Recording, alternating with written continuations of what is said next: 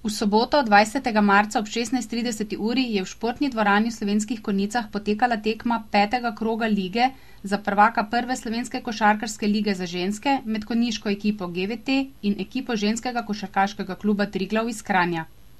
Konjičanke so na domačem parketu izgubile tekmo za 3 točke z rezultatom 63-66. Kranjčanke so zabeležile drugo zmago v 5 odigranih kolih in se oklepajo 5. mesta na lestvici s skupaj 34 točkami pred domačinkami, ki so se brez zmage v zadnjih 4 tekmah lige za prvaka in eno odigrano tekmo manj s 30 točkami trdno zasidrale na zadnjem mestu prve šesterice ekip, ki igrajo za prvaka.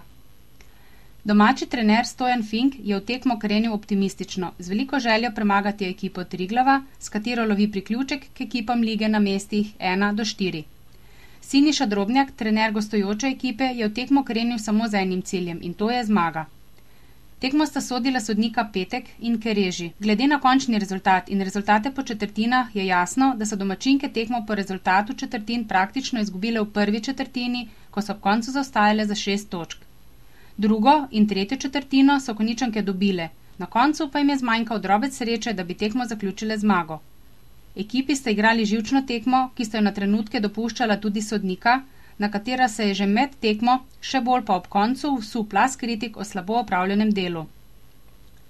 Najboljši strelki pri domačinkah sta bili Božičevičeva in Javornikova s po 13 doseženimi točkami, med gostjami pa je največ točk dosegla odlična Gortnarjeva s celo 26 doseženimi točkami, od tega kar 10 iz linije prostih metov, kar priča o agresivnem in nervoznem srečanju med ekipama.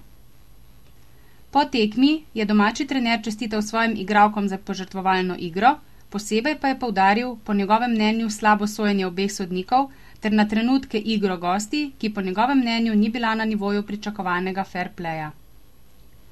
Z igro svoje ekipe je bil seveda prav tako zadovoljen tudi gostujoči trener Drobnjak, ki je imel prav tako pripombe na slabo sojenje sodnikov, ki sta na trenutke dopuščala preveč grobo igro, ki pa se je za gostujočo ekipo kljub temu končala z zmago.